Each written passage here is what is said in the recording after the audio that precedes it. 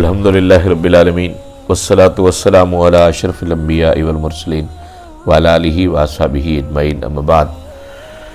معزز سامعین و ناظرین، زندگی کے لیے موت بھی ضروری ہے اور زندہ رہنے کے لیے روزی روٹی ضروری ہے۔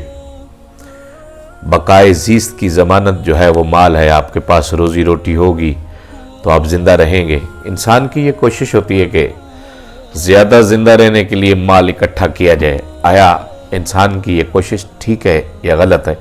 حضور نبی کریم صلی اللہ علیہ وسلم سے پوچھا گیا کہ یا رسول اللہ، انسان کب مرتا ہے؟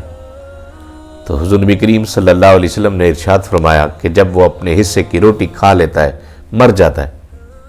تو یا رسول اللہ، اگر اس کے حصے کی روٹی دور ہو تو پھر کیا ہوگا؟ سرکار دو عالم صلی اللہ علیہ وسلم نے ارشاد فرمایا، اس کے حصے کا نوالا کسی اور منہ میں نہیں جانے دیں گے، لیکن اس کی زندگی کا ایک دن بڑھا دیں گے۔ اگر اسی ایک حدیث کو سمجھ لیا جائے تو یہ پورا اسلام ہے۔ آج کل ہماری سب سے زیادہ جو لڑائیاں ہوتی ہیں اسی رزق کے اوپر ہوتی ہیں۔ یہ بھائی زیادہ کھا گیا، مجھے تھوڑا ملا، یہ زیادہ کھا گیا، مجھے کم ملا۔ دودھ والا اگر دودھ کے اندر ملاوٹ کرتا ہے تو روزی کے لیے کرتا ہے۔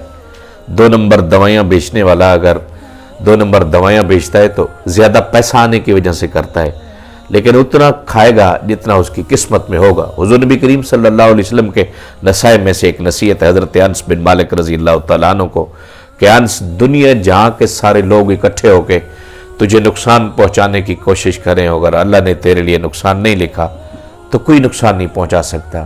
اگر دنیا کے سارے لوگ آپ کو فائدہ پہنچانے کی کوشش کریں اور اگر اللہ نے تیرے لیے فائدہ نہیں لکھا تو تجھے کوئی فائدہ نہیں پہنچا سکتا۔ رزق بھی ایک فائدہ ہے، رزق بھی آپ کی زندگی ہے۔ حلال کھائیں، تھوڑا کھائیں، آپ سے تھوڑے کا حساب ہوگا۔ اللہ تعالی ہم سب کو حق حلال کھانے کی، حق حلال کمانے کی توفیق عطا فرمائے۔ وآخر دعوانا الحمدللہ رب العالمین۔